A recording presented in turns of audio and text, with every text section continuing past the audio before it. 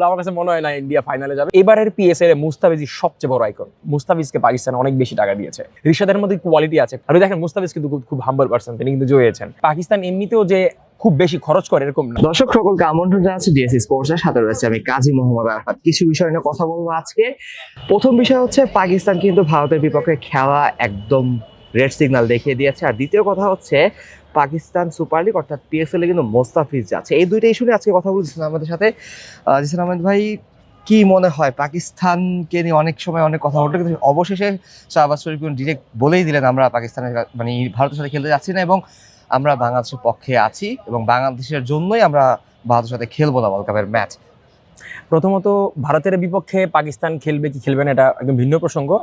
এর আগে যখনই বলা হচ্ছিল পাকিস্তান আমাদের জন্য এই করবে, পাকিস্তান আমাদের জন্য ওরকম করবে, আপনারা জানেন যে সোশ্যাল মিডিয়াতে অলরেডি দর্শকরা বলা শুরু করে দিয়েছে পাকিস্তান আমাদের পাশে দাঁড়াবে।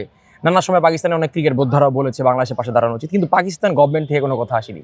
কিন্তু পাকিস্তানের প্রধানমন্ত্রী যখন বলে দিলেন নিজের মুখে যে আমরা বাংলাদেশের পক্ষে আছি, এইটা তারা যে ভারতের বিপক্ষে খেলবেন এটা থেকে বড়, মানে স্টেটমেন্টটা বড়। আপনার দেশের প্রধানমন্ত্রী যখন বলেন আমাদের বাংলাদেশের পাশে দাঁড়ানো উচিত, তার মানে এটা কিন্তু হিউজ বড় স্টেটমেন্ট। এবং এই জায়গায় পাকিস্তান প্রমাণ করেছে যে তারা আসলেই আমাদের জনগণরা ট্রল করে হোক আর সিরিয়াসলি করে হোক প্রায় বলে থাকে পাকিস্তান বাংলাদেশ ভাই ভাই। সো আমার কাছে মনে হয় এইবার পাকিস্তানের প্রধানমন্ত্রী যে কথা বললেন এরপরে স্পষ্ট প্রমাণ হয় যে তারা আসলে আমাদের ভাই। একটা কথা, প্রথম রাউন্ডে খেললে না, যদি ফরচুনেটলি ফাইনালে ভারত পাকিস্তান, তখন আসলে কিরকম হতে পারে? তখন কি পাকিস্তান বয়কট করবে, কি মনে হয়? আমার কাছে মনে হয় পাকিস্তান যদি স্টেটমেন্ট দিয়ে দিয়েছে যে ভারতের বিপক্ষে খেলবে না, সো যদি বিশ্বকাপের ফাইনালেও যায় দুই দল, ভারত যাবে না যদিও আমার কাছে মনে হচ্ছে, যেহেতু নিজেদের দেশে তারা আসলে পারবে না খুব একটা। এর আগে আমরা দেখলাম যে Australia one day world cup জিতে গেল। আমার কাছে মনে হয় না ইন্ডিয়া ফাইনালে যাবে। হোয়াট এভার যদি যায়ও পাকিস্তান তাদের বিপক্ষে খেলবে না। দরকার বলে সেই পাকিস্তান বলবে যে তোমরা ট্রফি নিয়ে চলে যাও, কোনো সমস্যা নেই, এমনিতে তোমরা কোনো না কোনোভাবে ট্রফি নিবা, তোমরা ট্রফি নিয়ে যাও, তো আমরা তোমাদের বিপক্ষে খেলবো না। এবং এতে ভারতের যেমন লস, আইসিসির তো হিউজ কোটি কোটি টাকা লস, 600 কোটি টাকা। হ্যাঁ, তো এত লসের মধ্যে বিসিসিআই এমনি হয়তো বা মনে মনে কাঁদতেছে। এর উপর আইসিসিরও মাথায় হাত যে কিভাবে কি করবে, তারা এক্সপেক্ট করে না যে পাকিস্তান এতটা লাউড হবে। তো আমার কাছে মনে হয় বড় লস। আচ্ছা, শেষ প্রশ্ন, মোস্তাফিজুর রহমানকে কি সঠিক মূল্য দিতে পারলো পিএসএল? কি মনে হয় মুস্তাফিজ তো অবশ্যই লাহোর কাউন্সিলে খেলবে, এবার সঠিক মূল্যটা কি পেলো মুস্তাফিজ পিএসএল থেকে, নাকি সম্মানীরা পেলো মুস্তাফিজ?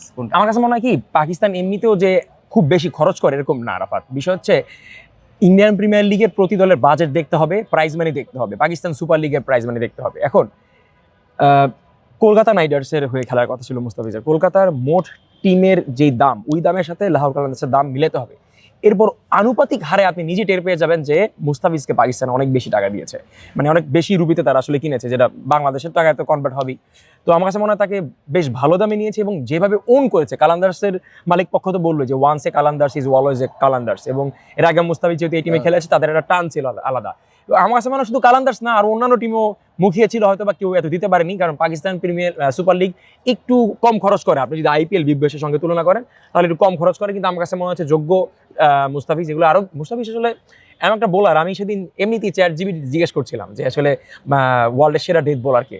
মুস্তাফিজ চারজনের নাম, চ্যাটজিপিটি চারজনের নাম সাজেস্ট করলে এর মধ্যে একজন হচ্ছে মুস্তাফিজুর রহমান। তো যখন মুস্তাফিজের ইম্প্যাক্ট পুরো দুনিয়া জানে, সেক্ষেত্রে পিএসএল তো একটা টুর্নামেন্ট, এবং আমার কাছে মনে হয় এবারের পিএসএল এ মুস্তাফিজ সবচেয়ে বড় আইকন।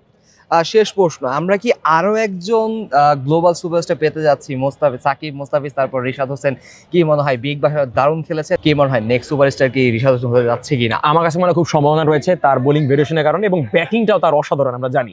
বাট রিসেন্টলি দেখা যাচ্ছে তিনি ব্যাটিংটা নিয়ে খুব মানে বেশি কাজ করার সুযোগ হচ্ছে না। আজকে প্রেস কনফারেন্সও তাকে জিজ্ঞেস করা হলো আপনার ব্যাটিং নিয়েও কি করতে চান, সে বললেন যে তার চেষ্টা থাকবে। আমার কাছে মনে হয় রিশাদের মধ্যে কোয়ালিটি আছে, কোয়ালিটি থাকার কারণ হচ্ছে তিনি একটু রেয়ার ক্রিকেটার কি লেগ স্পিনার, বাংলাদেশ এমনিতেই লেগ স্পিনার নাই। এর উপর রিশাদ তো দেখেন লেগ স্পিনার মানেই হচ্ছে আপনাকে ইম্প্যাক্টফুল জায়গায় পারফরমেন্স করতে হবে, ইম্প্যাক্ট রাখতে হবে। বিগ ব্যাশের থেকে আর বড় জায়গায় কি হতে পারে? বিগ ব্যাশে গিয়ে সে অসাধারণ পারফরমেন্স করে আসছে। প্রথম দিকে মনে হচ্ছিল সে টুর্নামেন্টে হাইস্ট উইকেট টেকার হবে, যদিও হয়নি, বাট ইনডিড অসাধারণ বোলিং।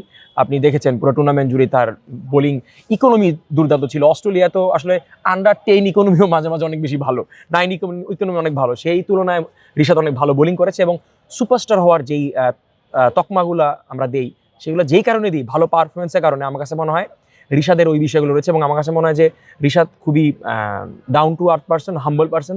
দিন শেষে হাম্বল পার্সনটা জয়ী হয়। আর ওই দেখেন মুস্তাফিজ কিন্তু খুব হাম্বল পার্সন, তিনি কিন্তু জয়ী হয়েছেন। এই যে রিশাদ হোসেনের কথা বললেন, রিশাদ বোলিং ভালো করছেন, তার ব্যাটিংটা বেশ ভালো, তিনি স্পিনের বিপক্ষে অনেক বেশি ভালো ব্যাটিং করে।